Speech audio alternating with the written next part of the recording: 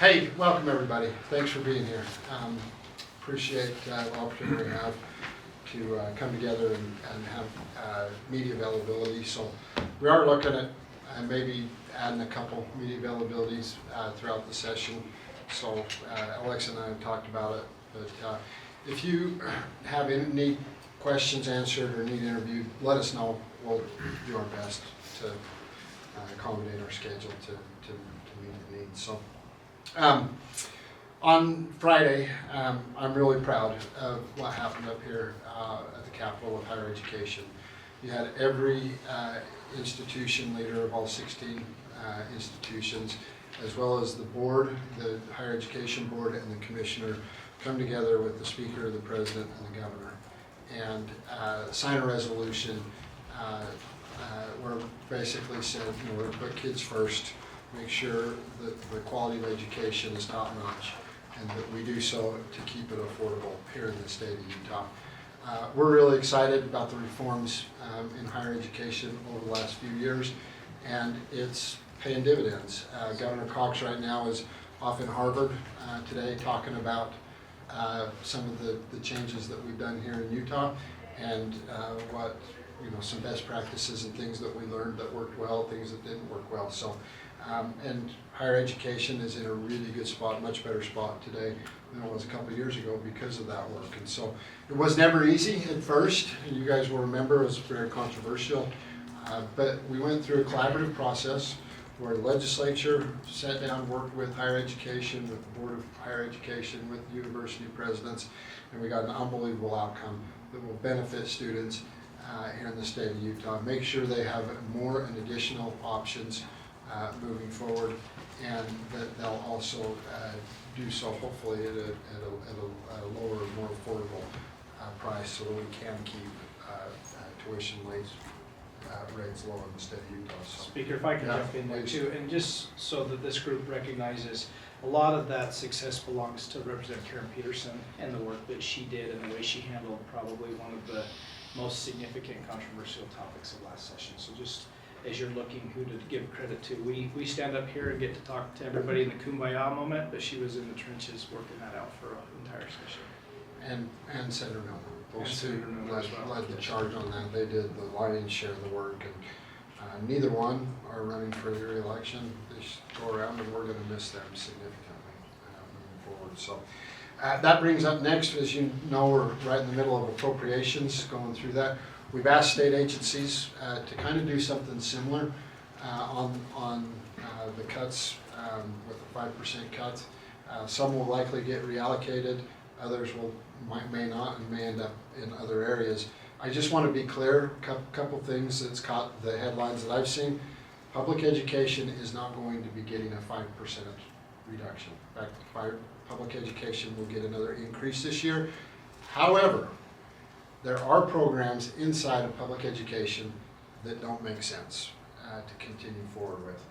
What we've said is let's, public appropriations, please go work with the schools and with public education and find what those are. I'll have to be honest, I was disappointed to see when one of the recommendations came back and it was just a 5% across the board cut.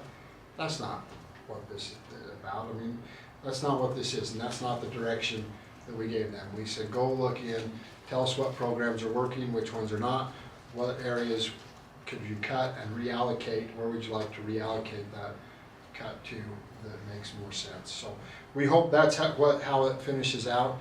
DSPD waiting list, again, we've tried really hard the last couple of years, and it's seen significant increase in funding the last few years and compared to what it had been in the years previous. That's an area where we hope to take some of the cuts that we find in other areas and actually use that to increase the DSPD waiting list. So, but kind of the same area. You can't tell me every social program we have here in the state of Utah is operating at its highest and best use.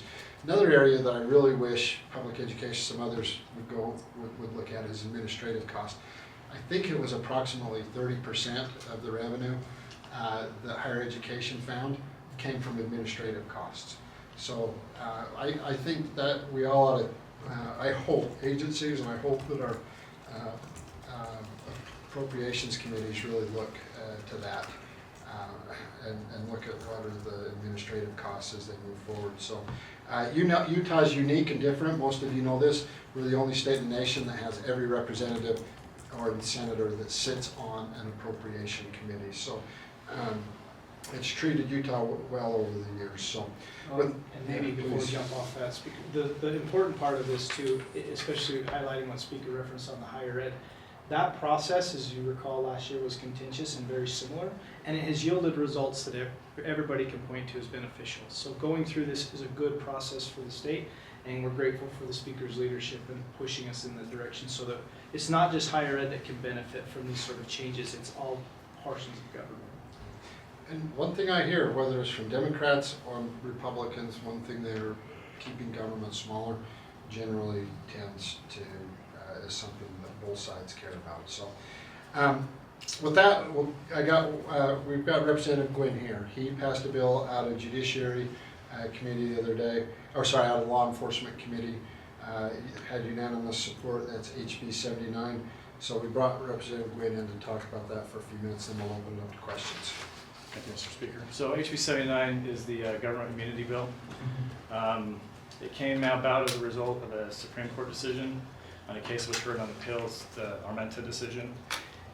And we feel that that decision that came out of the Supreme Court on appeal, that it totally upended 40 years worth of precedent as it relates to government immunity, specifically EMS. So the prevailing theory was that firefighters, first responders, EMS, in the performance of their duty, in the normal scope of their duty, so long as they're doing what they're supposed to be doing, they're within the law, they're within policy, they're abiding by best practices, they're doing what another reasonable employee would do in similar circumstances. As long as all those criteria are met, if a mistake was to occur or an outcome was a result that was not preferred, that they would be immune from lawsuits. In the Armenta decision, the Supreme Court had decided that a bunch of other criteria need to be present in order for that immunity to occur, and we actually disagree. It really limited the scope of immunity to more or less an accident or an employee making a mistake or being negligent during a period of natural disaster, if you will. I think the metaphor we've been using has been dam breaks. Yes. And so, going back to 1985, 1989, looking at the original bills, listening to original testimony, we believe, and the bill illustrates, that the district court actually got it right.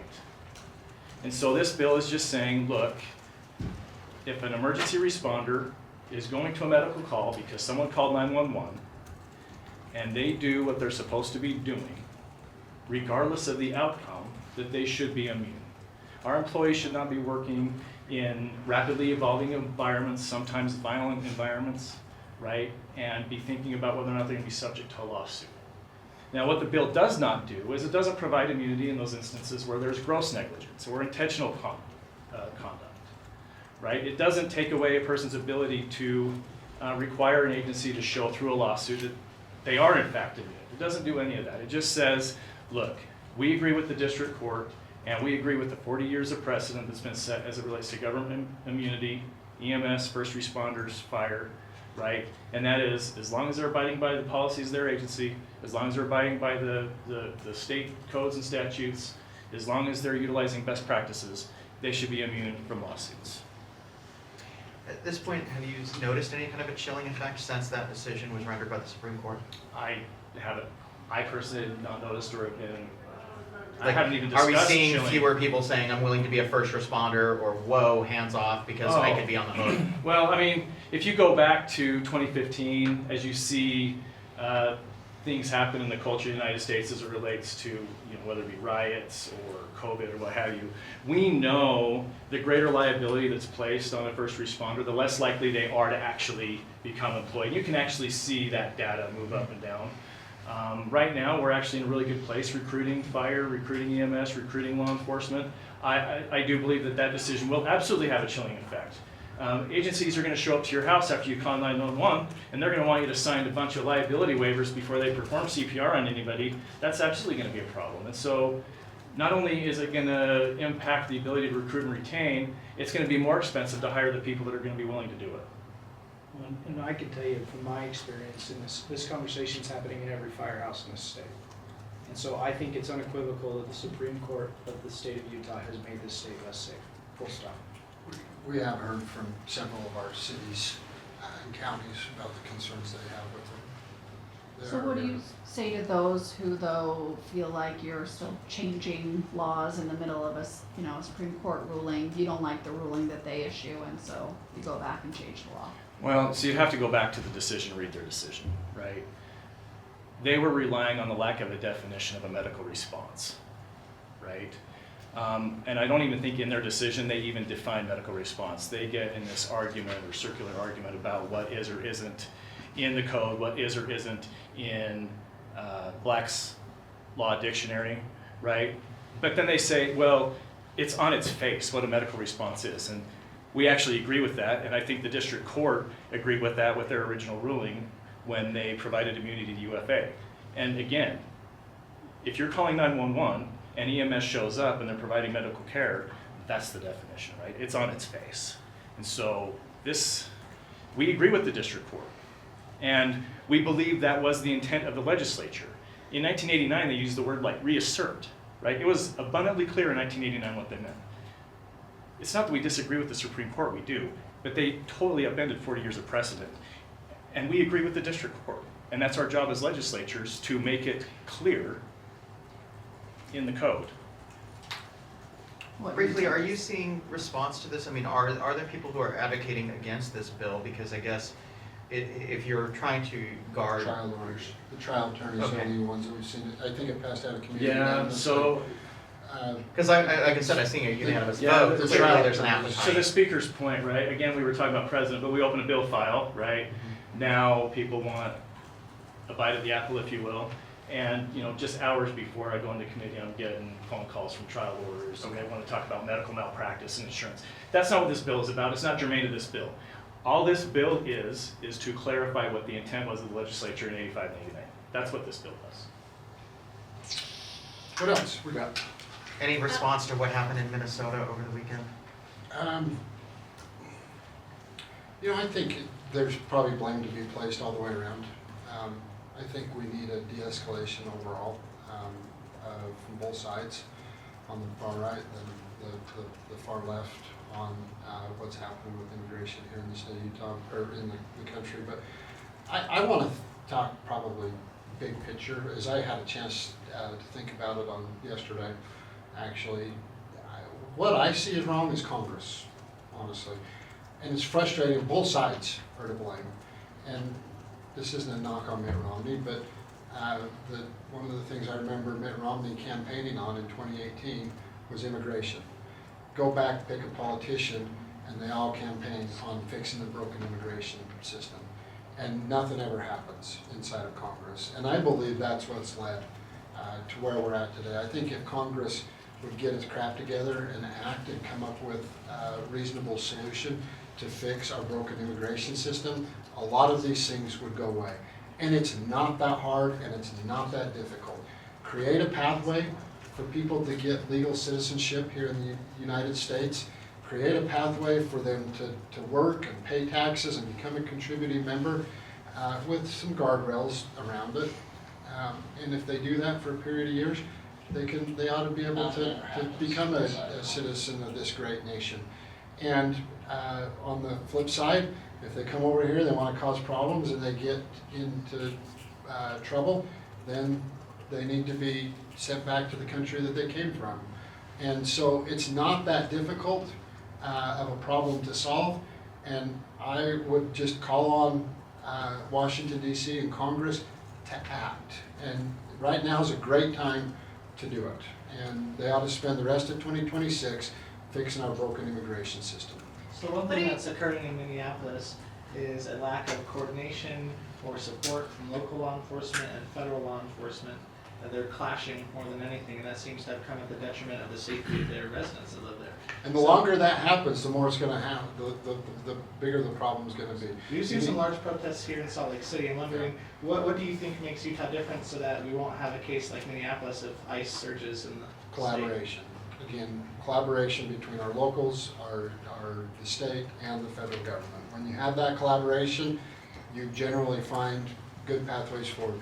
I just had the opportunity to go down and speak to the League of Cities and Towns. That was the number one thing that I talked about, because I've had the opportunity to negotiate and collaborate with the League of Cities and Towns over the last 10, 12 years, and we've had great outcomes because of it. Go back to higher education, right? Everybody dug in on their sides when it first happened. We came together, we found a pathway forward, and guess who's benefiting today? The students. That needs to happen in Minnesota. It needs to happen all across our country, and Congress needs to act. Do you see What if he's? Oh, What are your thoughts specifically on how Alex Purdy was killed? I haven't seen the videos, I've just heard, so I'm not gonna get into the specifics of that case. I'm just gonna speak broadly. And quite honestly, some of it that you see you believe, some of it you see you don't believe. So it's hard for me to know and understand what to believe. Senator And Curtis, Along the same lines, if you haven't seen the video, it's okay, but, you know, there's sort of Second Amendment issues coming up here where some even on the Republican side are saying he shouldn't have even been carrying a gun. How do I you heard see it that? was a phone. See, that's where I'm saying, I heard it was a gun, then I heard it was a phone. Well, the videos So are I- contradicting what the administration is saying, that's part of the issue. As I say, so it's hard for me to comment on something that I don't even know what the facts are. So that's why I'm staying high level and speaking directly to the bigger picture issue rather than to get into a specific case. on that topic, Senator Curtis earlier today called for an independent investigation into the shooting. I'm curious your thoughts on that, and also balancing that with state sovereignty, which is a big topic that you've talked about in recent years. Yeah. Balancing, I guess, ICE's enforcement actions with state sovereignty in various states. Yeah, I think there's a couple things. One, certainly I'd be in favor of an investigation into it to see what was true. Again, we're all sitting here and I don't think any of us can agree on what exactly happened. And so, I think having a better understanding of what happened, I think is important. Again, I'm a huge believer in state sovereignty, and I will push for that. And every chance I get, have the opportunity to go to Ohio with a bunch of states, over 30 states represented there, both Republican and Democrat, all saying the same thing: we want state sovereignty. However, when it comes to immigration, it is the federal government's responsibility. That is not, that's clear. And so, again, I'm going to come back to collaboration. This wouldn't happen in Utah, and it shouldn't happen in Minnesota. They need to find a way to come together for the benefit of the citizens of the state of Minnesota. And that's the state and the locals and the federal government. How concerned are you about protests turning violent here in Utah? And likewise, would you support the governor if he were to need to call in the National Guard? I absolutely would. We will not tolerate violent protests here in the state of Utah.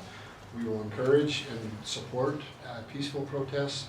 The second it comes to violence, that's the end of it.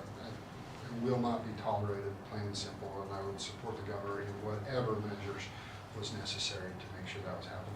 What was it? It was just earlier this year. What was the one that we thought was going to be? And we worked together with One individual was killed, no Kings. yeah, the No Kings protest. That was the one. We thought that was going to be violent, and there was another one too. And yeah, so, and we were ready if it became violent, and there was, I think there was a couple of No Kings protests. And outside of that one unfortunate instance, I think it all went really good, and we were very proud of the way it was all handled. We have time for just a couple more Speaker, questions. we saw President Trump issue a call to action on this on Friday. What are your thoughts on how the Prop 4 repeal effort is going? You know, I haven't even been involved in it on the repeal of Prop 4. I know when, as I've looked at other processes and whether it's the repeal of a bill or an initiative being placed on the ballot, you really can't you really don't understand how it's going, how it's not going until the last week or two when all the signatures really start to get turned in. There's a strategy there to be a little late. I don't know what's happening and what's not happening, so, but I'm confident that it will likely end up on the ballot. Can I ask about the budget cuts? Is this an exercise for state agencies, or are you asking every single state agency to impose a 5% cut across the board? Well, so we're asking every state agency to go through the process and tell us what a 5% budget cut would look like. Where would you cut? What programs would you cut? What does that look like? We're also saying to those same state agencies, what are your top priorities? And as we go through the process, we think there will be a lot of it that are similar to the cut and reallocation with higher education, to where a lot of that will get done inside of that. But then there's probably going to be some where we take from different agencies and move it and put it into a higher need here in the state of Utah. I'm Maybe curious. if I can jump in there too, because I think it's important. This is an exercise that we're going through because it's important, it's healthy, it's good for spending. We have an expectation up here that our local school districts and our local communities and our local counties who have been pushing 20-30% tax increases will see what the state is doing, going the other way, and hopefully act in kind. The taxpayer of this state feels overburdened, they feel overtaxed. We've heard it in our districts. Every member of the majority caucus has heard it. And so this exercise is meant to show that we are actually doing the thing that we expect local governments to do. So I hope that that is conveyed as best it can, that this is something that we're doing in this budget session with our expenditures, but there's an expectation that local government will follow suit. Yeah, some of these school districts that came out with a 37% increase or 30 to 40% increase, and same thing with the counties with these huge increases on property tax. Boy, did it create quite the stir, and people are really upset about it. You can see it in all the polls. Housing and property taxes are the number 1 and 2 issues that we get emails on, that we get questioned on. And so, like Representative Snider said, we're trying to send examples like, hey, instead of just going out and trying to increase taxes, take a good look at your budget. We've had a series of really good years here in the state. And when you do that, you have a hard time, I think. You just don't go and look at the budgets and go back and look, okay, what's working, what do we need to cut, different things. Now that things have tightened up a little bit, like Representative Snider said, we think we all ought to go. It doesn't matter what level of government you are, every level of government ought to go back in and look at how the money's being spent. We just think it's a good use of taxpayer dollars. We talked about the requiring proof of citizenship when you vote last week when we were here. Lieutenant Governor has since come out with a report saying there's only one person on the voter rolls. That person didn't vote. Do you stand by what you said last week that we still need this proposal? And then what do you make of the Senate kind of taking this idea and several other elections and putting it in kind of an omnibus bill that McKell's running? Well, we'll look and see what that is. I hope the original HB 300 is part of that package from last year. I got a poll that actually looked at the other day that showed the majority of Utahns are in favor of that process because it does have you showing the ID at the end, having to show proof of your ID. So we know that that's something that's widely popular. In regards of the Lieutenant Governor's comments, that was just a sample. That was not all across the state. And my understanding is, when I saw that, I think she said there was roughly 400 out there that were in question that needs more diving into. I think that that's a snippet of what it is, but either way, I think people want more secure elections. Having to show ID or proof of citizenship at the time you register to vote, I don't think is very onerous. I think it's something that most people would say, hey, that's a good idea. So you One still more think there's more question. than one person? I do. Yeah, and I mean, out of those 400 that the Lieutenant Governor mentioned, I can't imagine that all 400 of them are claimed. So I do think, from what I've heard, again, I said it last time, I stand by it. From what I've heard, is the problem in the thousands? Probably not. Is it in the hundreds? Probably somewhere in there. And I think Representative Malloy said it best on the floor. One illegal vote is too many. And I think making sure that our voters have full confidence in the system that they participate in is paramount. So that's what this is really about. Requiring proof of citizenship, should just be a normal process to register to vote. Well, the question is how many people does it disenfranchise while you're trying to Who require would that? it disenfranchise? Well, older folks who don't have that documentation, people have to take time off work in order If you to. paid attention to how many places you have to show ID, you're telling me that they don't have ID? I want anybody in this room to go to Costco and try not get past the little guards at the Right, door. that those say, are "Voting all, is right." those are all Thanksgiving privileges, those are all privileges. that they And, get and to voting do. is a right, and then just proving that you have the full opportunity and the legal acumen to be here, and you're a citizen of this state, and a citizen of this country, I think that's critical. I've seen two polls, 81 and 83% want voter IDs when you vote. So I think, again, having those are super important. What else? One more One question. more. I'm curious, with some of the policy priorities, changing various policies around, say, elections or around the courts, wanting to add judges, with the budget cuts where they're also being asked to look at where to cut their budgets, what are some of the places where, these folks are saying they need more resources? What are some of the places you're looking at potentially moving that money, like you said earlier, where there's bigger needs so they can Yeah. enact the priorities that Yeah, they're talking about? we're looking at what those are. A couple of things I'll just hit. You brought up the judiciary. I think the Chief Justice, he said, like, hey, if you're going to expand the Supreme Court, don't do so at the detriment of adding additional judges. I think that's a fair request, okay? And so as we're going through the process, I know the Senate heard that. They added another district court judge in over on the Senate side. Came over to the House. We'll have conversations around what that looks like.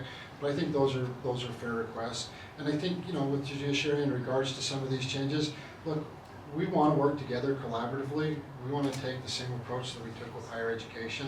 We want to find ways that make the judiciary better overall, and we want to do so working together with the judiciary. We hope that at the end of the day, that's where this lands on these topics.